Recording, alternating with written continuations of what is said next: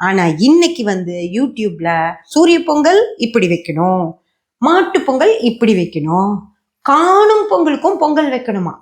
காணும் பொங்கல் அப்படிங்கிறது சமைச்சு சாப்பிட்றது, பொங்க வச்சு சாப்பிட்றது, அவ்வளவுதான். எதையோ நல்லபடியா பொங்கி அதை நம்ம சாப்பிட்றது தான் காணும் பொங்கலை தவிர காணும் பொங்கல் அன்னைக்கெல்லாம் பொங்கல் வைக்கணும் அப்படின்ற அவசியம் இல்லை. அதனால தயவு செஞ்சு அன்னைக்கும் உட்கார்ந்து முதல் நாளும் பொங்கல் வச்சு சாப்பிட்டு, 2வது நாளும் பொங்கல் வச்சு சாப்பிட்டு, 3வது நாளும் பொங்கல் வச்சு சாப்பிடணுங்கிற அவசியம் எல்லாம் இல்லை.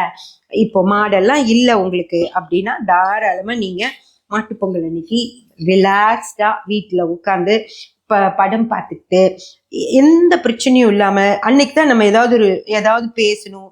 எல்லாரும் 2 பேரும் ஹஸ்பண்ட் ஒய்ஃப் 2 பேரும் ஒர்க் பண்றீங்க, அன்னைக்குதான் ரிலாக்ஸா ஏதாவது உட்காந்து பேச முடியும், பேரண்ட்ஸ் கூட பேச முடியும். தூரமா எங்கேயாவது இருந்தீங்கன்னா அப்பா அம்மாவை போய் பார்த்துட்டு வர முடியும்.